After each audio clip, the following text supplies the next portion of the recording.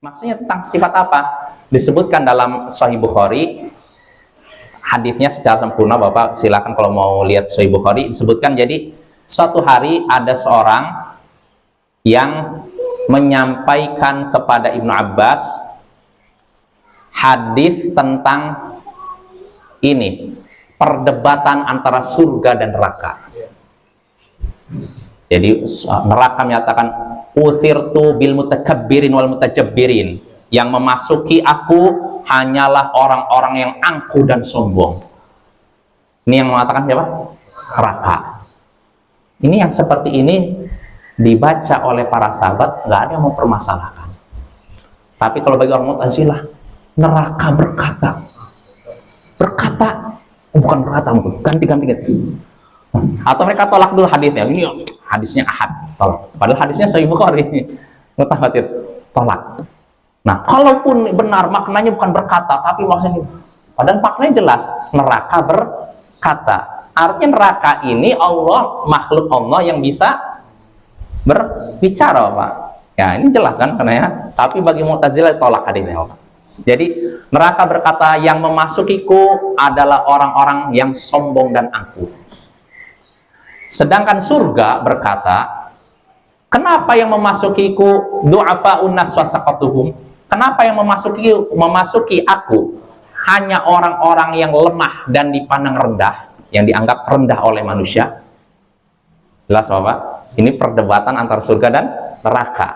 Nah, akhirnya Allah pun berkata kepada surga, anti rahmati arhamu biki man asya' min ibadi. Engkau, wahai surga, adalah rahmatku, kasih sayangku. Aku merahmati hambaku yang aku kehendaki lewat dirimu. Aku merahmati, menyayangi hambaku yang kupilih lewat dirimu, yang kuhendaki lewat dirimu. Jelas, Bapak ya? Jadi engkau adalah rahmatku, lewat dirimu aku menyayangi siapa saja di antara hamba-hambaku yang aku mau. Ini kepada siapa? Surga. Sedangkan ke neraka, anti adabi u'adzibu biki man asya'u min ibadi. Engkau adalah siksaku, lewat dirimu aku siksa orang-orang yang kuhendaki di antara hamba-hambaku. Jelas, Bapak, maknanya? Kalau surga, Allah katakan itu adalah rahmat Allah. Allah gunakan untuk apa? Merahmati hamba-hamba pilihan Allah. Sedangkan neraka ini adalah apa?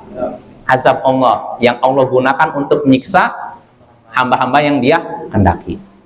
Nah, akhirnya walikullin mil'uha, kata Nabi, masing-masing surga dan neraka ada penghuninya. Ada penghuninya, surga dan neraka ada penghuninya. Adapun neraka ketika itu ada penghuninya, tapi belum cukup, belum penuh. Akhirnya apa? Allah pun meletakkan kakinya di neraka, sehingga akhirnya neraka berkata, kot, cukup. Artinya cukup, ya Allah, udah penuh nih, gitu loh. Jelas, Bapak ya? Nah, di sini kan disebutkan Allah meletakkan kaki neraka, lalu neraka pun berkata, cukup. Maknanya jelas kan? Para sahabat Nabi nggak ada yang permasalahkan hadis ini. Tapi tiba-tiba ketika ada orang yang menyampaikan hadis ini, Ibnu Abbas menyampaikan hadis ini kepada seorang, atau orang ini menyampaikan ke Ibnu Abbas, ada orang yang mendengar hadis tersebut lalu tandanya apa? Masa kayak gitu? Rupanya udah ada orang berpenyakit di zaman tersebut, Bapak. Padahal belum ada Jahmiyah, belum ada Mu'tazilah, tapi bibit-bibitnya sudah muncul di zaman tersebut. Dia mempermasalahkan hadis tersebut. Bagi dia, neraka kok ngomong, surga kok ngomong, kok Allah meletakkan kaki di neraka? Kayaknya nggak masuk ke otak dia, lalu dia mengingkari gitu loh. Maka Ibnu Abbas berkata, apa yang menyebabkan mereka takut dengan hadis seperti ini? Mereka mau menerima hadis yang jelas bagi mereka dan tidak mau menerima hadis yang terasa samar bagi mereka.